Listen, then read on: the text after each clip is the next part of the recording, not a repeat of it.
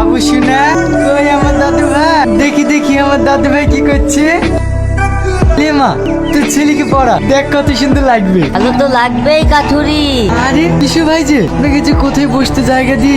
না আমাকে বসতে দিতে হবে না, আরো অনেকেই আসছে, কতজনকে বসতে দেবা তুমি? আমার বাড়িতে পাড়ার সব লোক। আসবে না? তোমার মেয়ে এত বড় একটা জঘন্য কাজ করেছে আর তুমি বাবা হয়ে তা প্রশ্রয় দিয়েছো। আমার মেয়ে কোনো অন্যায় করেনি। অন্যায় করেনি? তাহলে কোলে ওটা কি?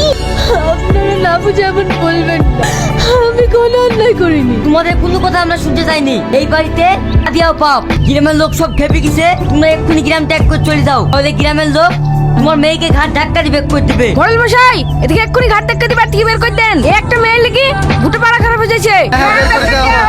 আমাদেরকে আর ঘাট থেকে বের করতে হবে না, আমরা এই বাড়ি ছেড়ে চলে যাবো, অনেক দূরে চলে যাবো।